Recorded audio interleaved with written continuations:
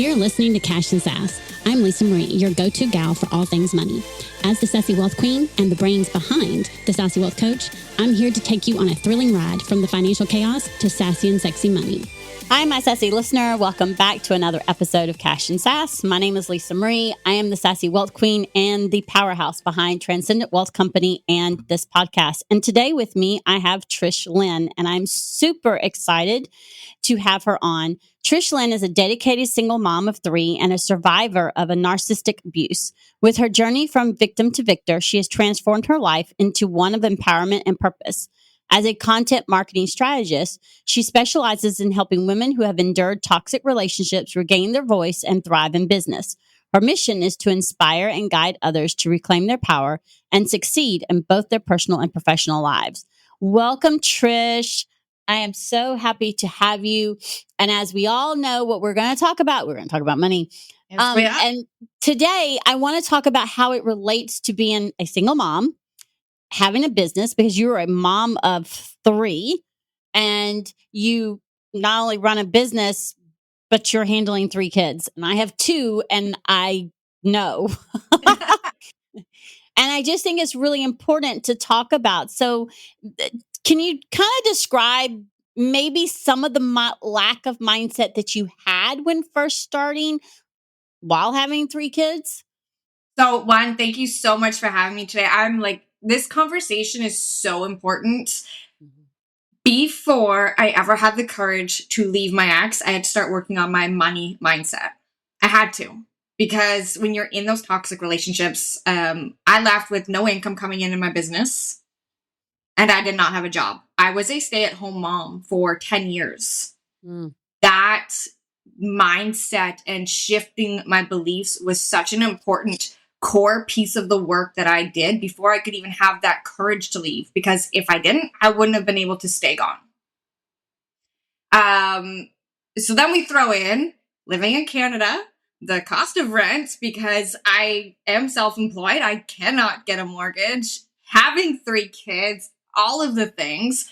There is so much fear that can come up and does come up. I mean, even now, 2.5 years out, I still have moments of fear. I'm living through one of the pieces right now where I'm doubting myself, but then I'm shifting as I move, because 3 weeks ago, my car was hit by a deer.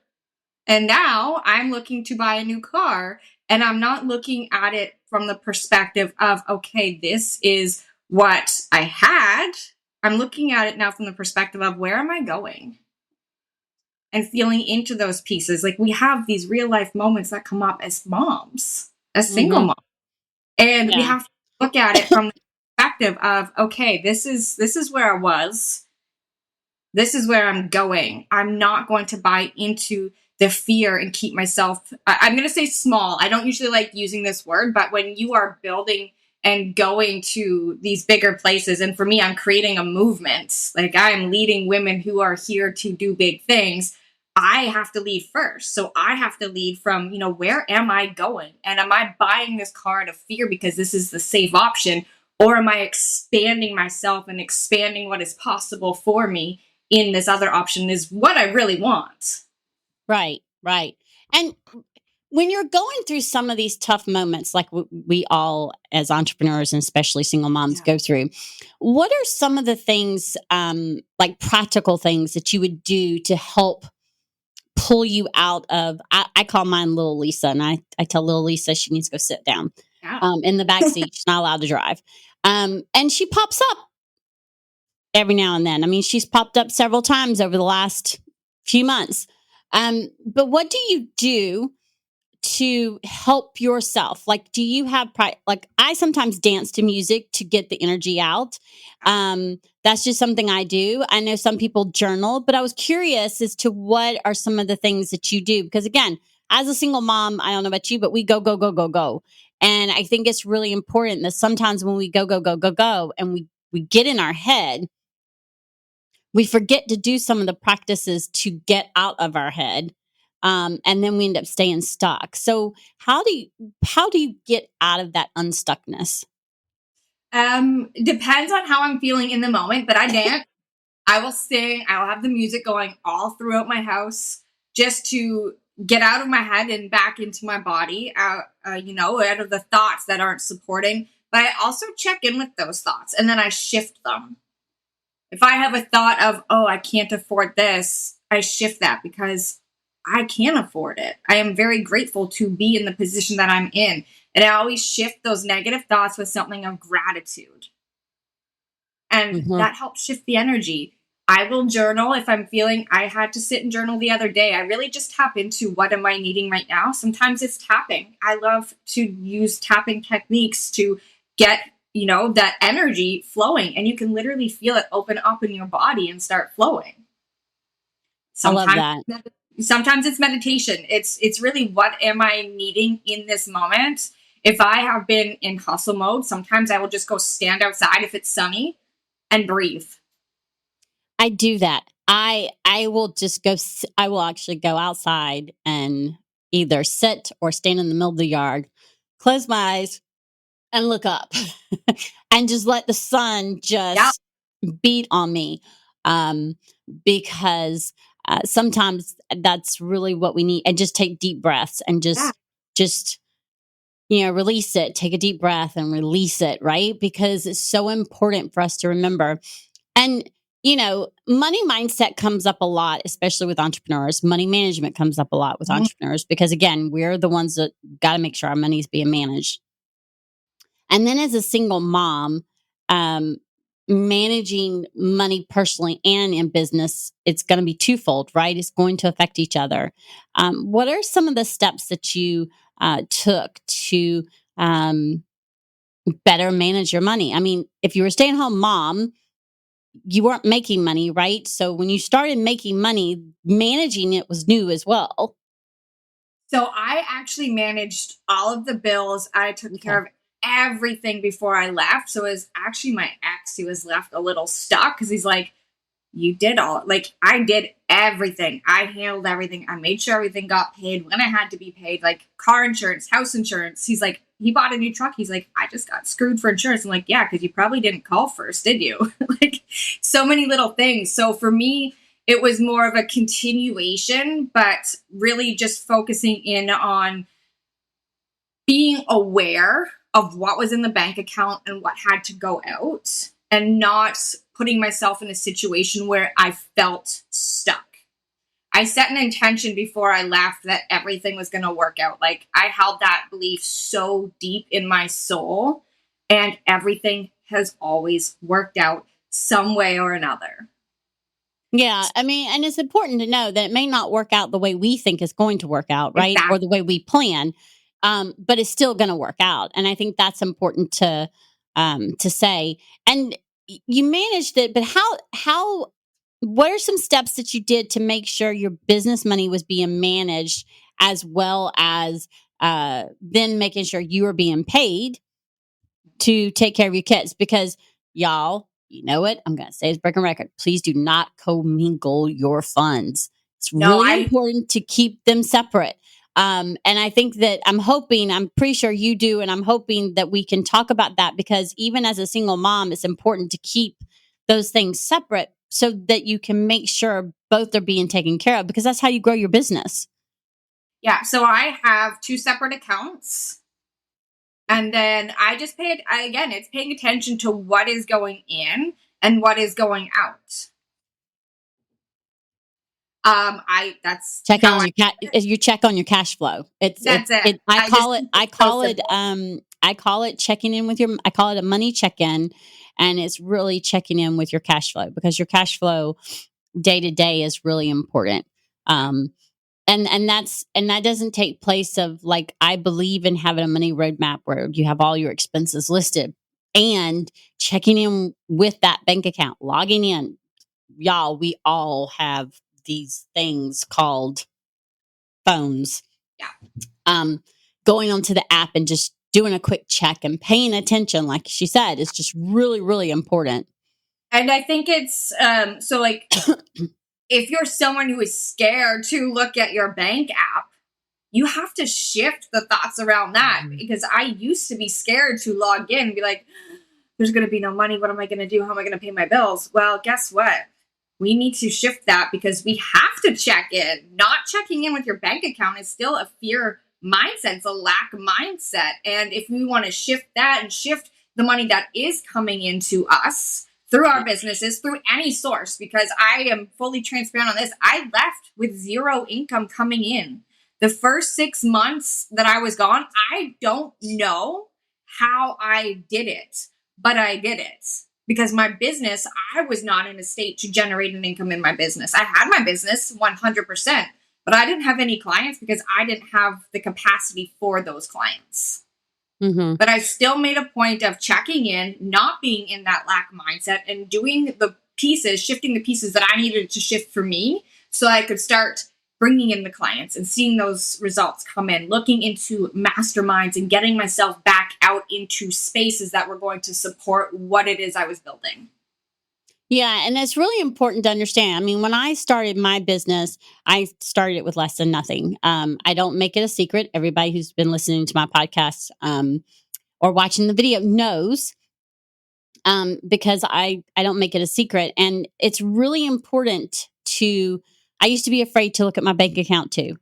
And now I find that if for whatever reason, life has happened and things happen and I don't look at it for a few days, that is when things become chaotic.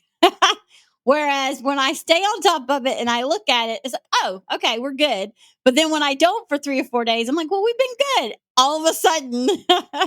So I tell people all the time, I was like, look, just do a quick check-in. Because you have to change your relationship with money in order to be able to hold more money. And if you can't manage 4,000, 5,000, 1,000, then you're not going to manage 15,000 or 50,000, especially with your mindset. Cause I believe the management mindset go hand in hand. And I think it's just really, really important to notice that it's possible. It doesn't matter if you're a single mom.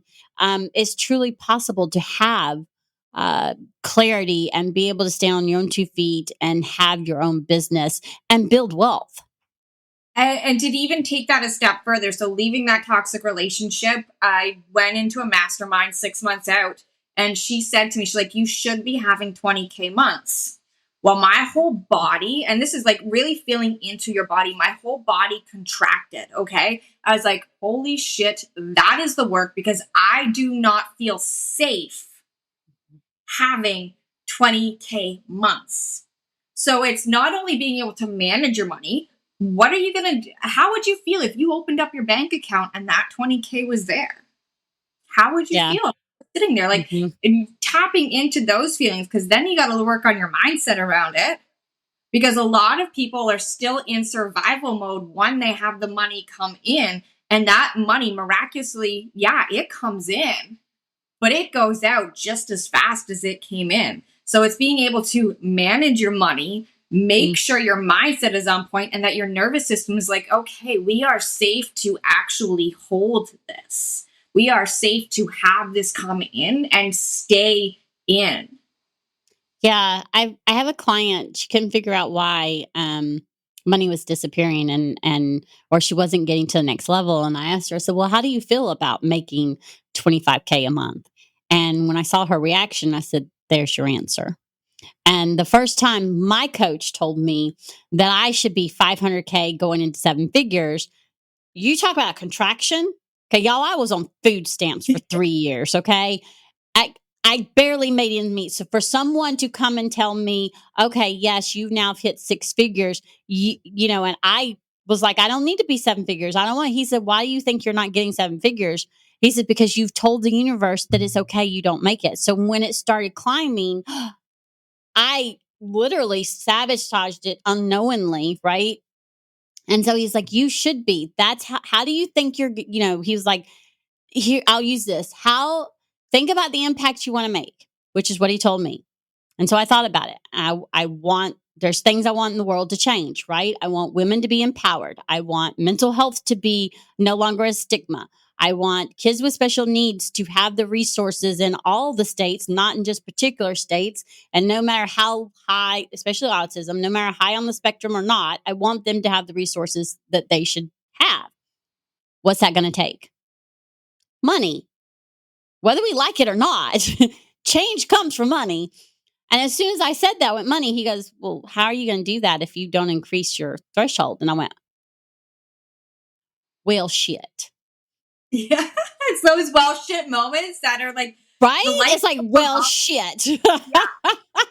I So love those the moments. contraction, I was like, okay, so I need to work on this because if I want a house with a pool for my autistic daughter so that she can go and swim and not have to swim in public with thousands of people, which she won't do, or one of those swimming pools in those neighborhoods with the homeowners association, which she will not do. Then, and I want to be able to make these impacts. My threshold needs to be higher. Yep.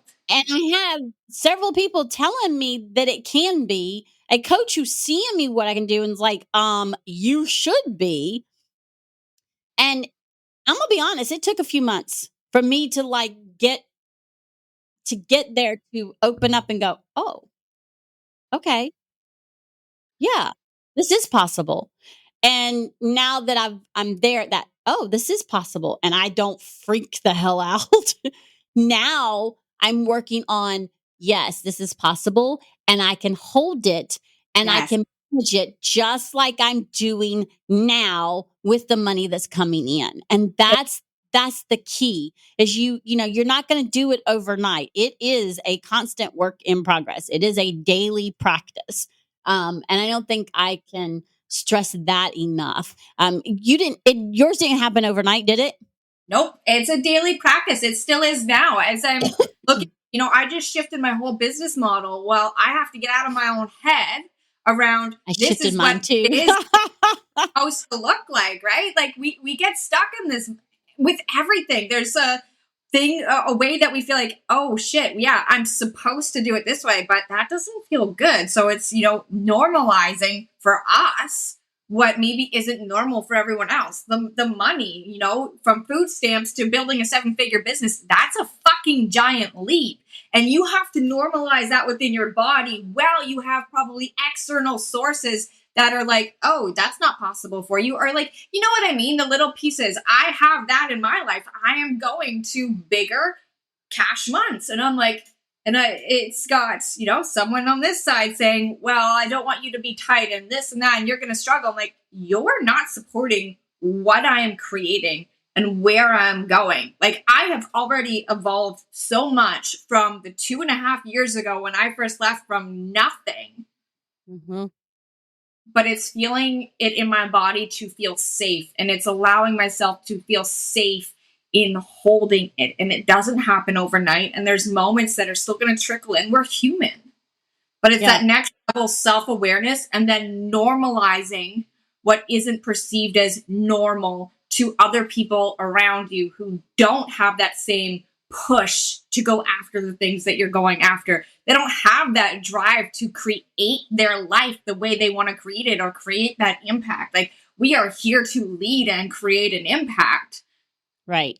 And it's not my closest family, they don't know what I'm doing because they don't understand it.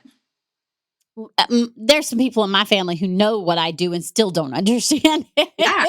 I mean, right after I started, having my business, I was told I needed to go and get a real job that was safe and secure. And I informed them that I had made it through 7 layoffs and then that one was done. And I really wasn't convinced that that was actually, the most secured way to be. And I've now had my business for 8 years. And I'm going to tell you through all the ups, downs, pivots, mountains, shit that's come up, I'm still more secure than I would have ever been in a job because, again, I have control. Are there moments where it's tight because life and society and shit happening? Absolutely. Do we sometimes have to go back and look at, okay, this is what our back end looks like. This is what our team looks like. Is this still aligned? Does this work? Yes, we do. And whether we like it or not, we do. And that's something I've had to do. I'm shifting my back end. I'm changing the way it looks. I'm making it more aligned with the direction that I'm wanting to go. while also making it to where I feel safer to bring in the more money because we have life happening. We are going to be moving. We're packing up. We're going to be moving. All those things, which means finding a new house to rent, which means all these things Yeah. are affecting the money. And little Lisa's coming up going, don't you want to just stay where you're at? What you want to do? And you know what? No, we're good. We can do this. And that's where we have to be able to recognize it, because otherwise we stay stuck. Life is going to happen. Lemons are going to be thrown your way. That's just part of it. And it's how we handle it. It's what we do with it that's going to, someone told me a long time ago, it was right around COVID, that the businesses that make it, whether it's COVID, society, whether it's inflation, whatever, the businesses that are going to make it are going to be the ones, one, who are in it no matter what, and are willing to pivot and keep going through the tough and the good. Because there's so many that as soon as it gets bad or tough, oh, I can't do this. And they're out. And I have always decided, because my girls need me at home and my oldest is autistic, that there is no plan B. Once I was let go, and it took me being let go to even see the possibility of truly having a full-time business. Once we were there, okay, there's no plan B. Well, like my coach said, okay, well, if there's no plan B, and you want to make this impact and you want to make this change and you want to buy a house and not rent, do you think you're going to be able to get there at the level you're at now? No, because I'm at the level now. And if I could get there, I'd already have it, right? Then you need to be able to shift your way of thinking in order to hold more. And I am not woo-woo by any means, although can't say that I am hybrid, because I have heard the wind talk. Another discussion for another day. But the wind talk, just like you and I are talking to each other. Okay. I even have a necklace to remind me about it. What we focus on, we create more of.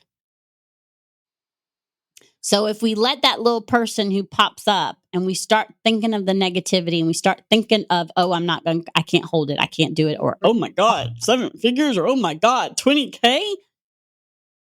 Guess what? You just blocked it. Because what happened is you're not going to do the steps to get you there.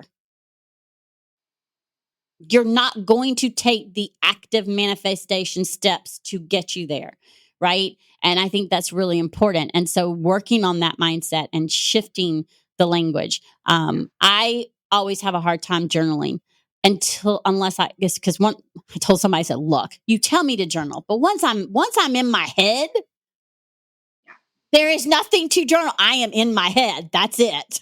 Right? There's nothing to get out. I'm in my head. And she was the one that told me, turn some music on and dance. No, it doesn't matter what it looks like, just dance. She said, if you don't think you look dumb or crazy, then you're not doing it right. She said, just move your body, get it out. And then a lot of times afterwards, I can sit down and I can either read a journal thing and then color, which eases my mind. And then after that, I can do like a 10-minute journaling, or I could do longer.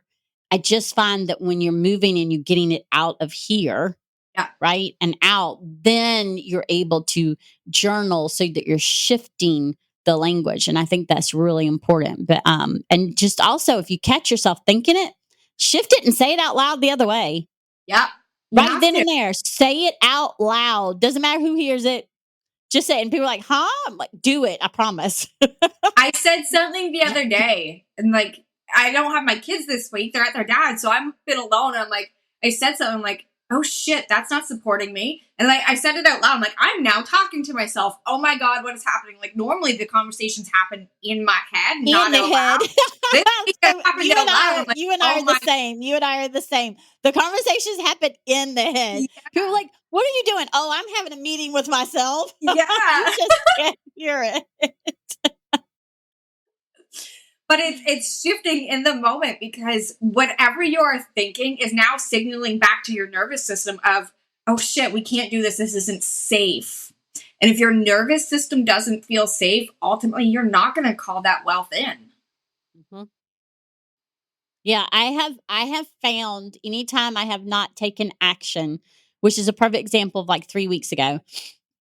My coach, mentor of mine wanted me to do something, take action and I later on I was like, I haven't done it.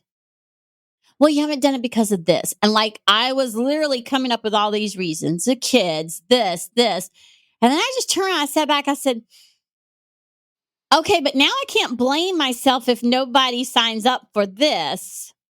And then I heard, well, maybe it's just not meant to be. I was like, oh shit, wait a minute. Okay, here we go. There's something there. And so I turned music on and I just like, no, I'm behind this. I love this. Okay, we need to, because again, just a small little thing thought. And that's where, wait a minute. Now the truth has come out. You didn't do it because you're not feeling safe to do it. So, what do we do to shift that? Now, does that mean the very next day I went and did it? No. What I did is I started working on why I didn't feel safe and turning that around and then making baby steps towards it, right? Because that's what works for me. Some people, they'll just peel the Band-Aid off and jump full in. But if I don't feel safe and I jump full in, I'm going to sabotage it when I jump in.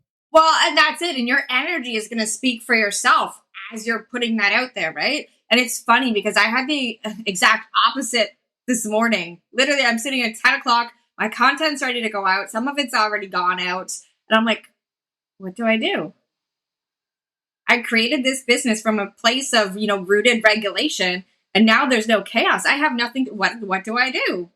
I was like, oh my gosh, I need to journal about this because I've created this and now I feel lost because I'm used to having all of the chaos and everything going on.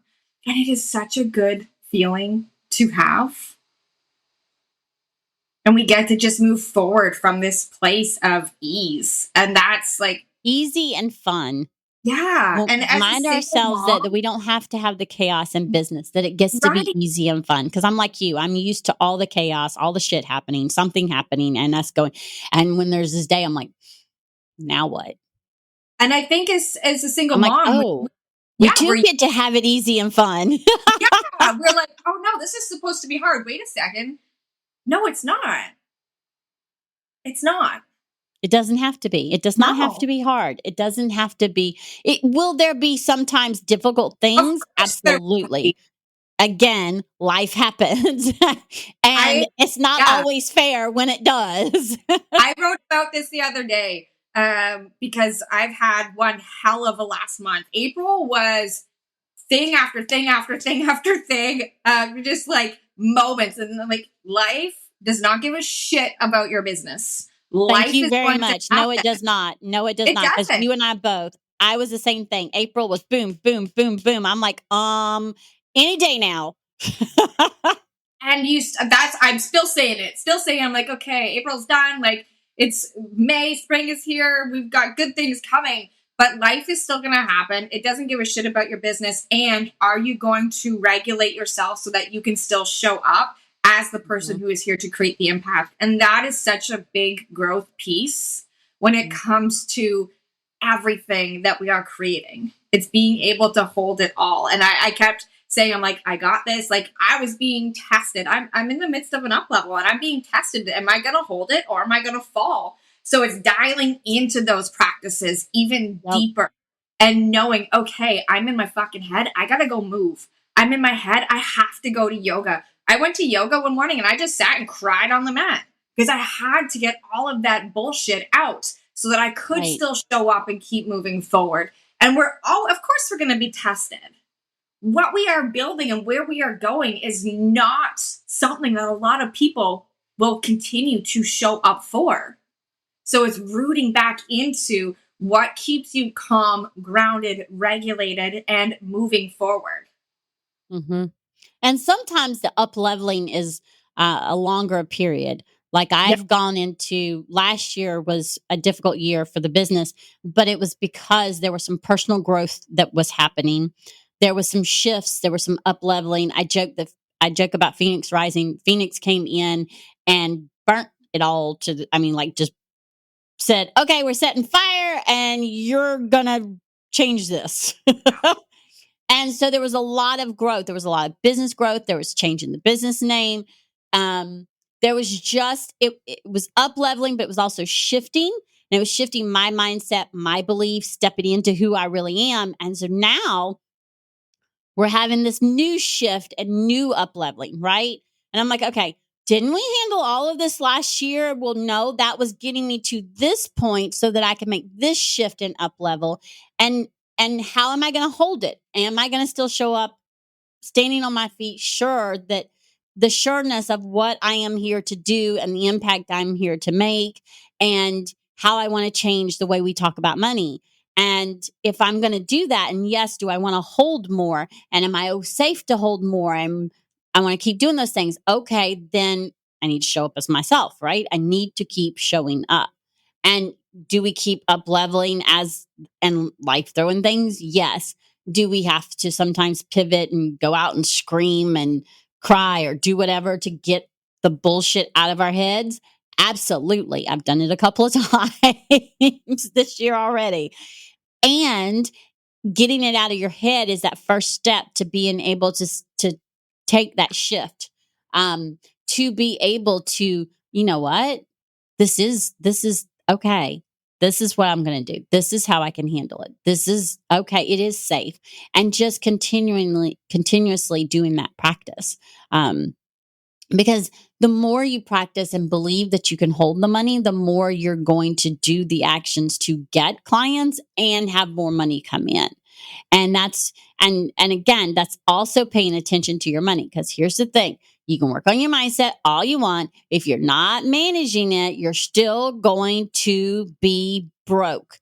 Period. In a discussion on that one. It doesn't matter. Doesn't matter. They go hand in hand. They just do. And I learned that the hard way. I love a piece that you said, your evolution, you're going to look back and look back and be like, holy shit, I've come this far. But then you're going to realize how much you've held and how much you can hold. And you're like, I can hold more. And then the impact grows and the mission grows. And I love that. Yeah. To me, that's like business is personal development on steroids, because we learn how much power we are actually capable of and how much power we hold within. And we get to continually expand what is possible, not only for us, but those who are coming into our spaces and coming into the work that we are here to do. And then it's that ripple effect. Yeah. And sometimes that personal growth is a ripple of it, right? Because you hadn't realized you needed that much of a personal growth. And you have such a huge personal growth that it requires the business to shift. And the personal growth that I went through, there was some releasing, there was some wailing, as I call it. I've never wailed in my life until last year. And there was these shifts, and there was things that had to be done. And a lot of times the personal growth has to happen before you can go to a major shift. So like when you're first up leveling in your business, you might have some small personal growth, but when you about to make a huge one, guarantee there's some personal growth that's going to be happening, because you have to have that personal growth in order to step into the new thing of what you're going to, the new vision of what you're wanting and being able to hold, and the impact that you're wanting to make. And that's really important. Like going those 20K months or 7-figure years, and not having a full-blown panic attack when somebody says it. Well, that's it. If I were to hand you 20, 30, 40K right now, can you feel safe in holding that? If the answer is no, you've got the work to do. Right. And when it comes down to it, as a personal brand, if it doesn't matter how many moving pieces there are, how many team members, I am still the base of my business. Mm-hmm. Everything that happens moves through me, through my growth, through the decisions I make. Right. And you have to go through that growth for yourself. in order to expand and in order to create that bigger impact. Yes, absolutely. Absolutely. I love this conversation. I could have it forever. You have a free gift for the listeners. Will you Yes. please tell us about that? I've created a few now, so I'm not sure exactly which one I shared You with you. tell me which one you want. The one that you had told me about was, let me see. Y'all can tell. Where'd it go? Mm. Well, then. I'm going to go with there it is. 10 signs your Yes. toxic relationship has infiltrated your business. Yes. Your business. I was going to say, I'm going to go with that one. So many times pieces from, if you've been in a toxic relationship, pieces from that relationship are still coming into how you are showing up online, how you are showing up with your clients, the boundaries or lack of boundaries that you create. There's so many pieces that you don't even recognize are pulling from that relationship that you're still carrying forward. So that checklist is definitely one you want to check out and see, like, is this me? Even if you haven't been in a toxic relationship, go take a look at the checklist, because this could be your nervous system signaling, oh shit, like there's work to do. Right. Because it could be that you've been in a toxic relationship and you don't realize it, or Yep. you're not Toxic acknowledging it, or toxic environment. Like there's so many pieces now yeah, and it don't have to be a spouse or husband or wife. It could be work. Mine was work. Mine was corporate. And so if some of that is spilling in, I love that, because then you're able to say, oh, okay, I still have some of this. Yeah. And it's just important to be able to realize, because it's just another way to work on that mindset and money mindset and being able to hold the stuff, so that you can stand on your own 2 feet and you can grow your business and manage your money and build wealth, because that's what I want every woman to be able to do, is to build the wealth, and be aligned with their values, their goals, and their lifestyle. Because what I want in my lifestyle, my goals are going to be different than Trish's, and hers are going to be different than yours. And that's the key, is it being aligned. Thank you so much for being on my show. If you have one thing that you would want to say to the listeners before we end, what would that be? Don't let fear hold you back. Be true to who you are. Go after those big things that you want. Check in with yourself. Make those shifts along the way, and don't look back. And the one thing I'm going to say along with that is, don't let money taboo or fear of money stop you. Change the way you look at your money. Change the relationship with your money, because I'm telling you from experience, when you change your relationship with your money, amazing things can happen. They will happen. Amazing things will happen. And it will allow you to step into all the things that you're wanting to do. Thank you very much for being on my show. I truly appreciate having you as a guest. And my sassy listeners, until next time, remember, yes, money can be sexy. Bye.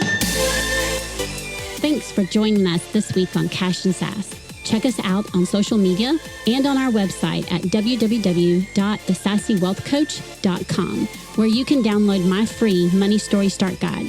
The website again is www.thesassywealthcoach.com. And as always, subscribe to the show to catch every new episode and leave us a review so we can continue to bring you fresh content. And remember, yes, it is possible to have sassy and sexy money. See you next week.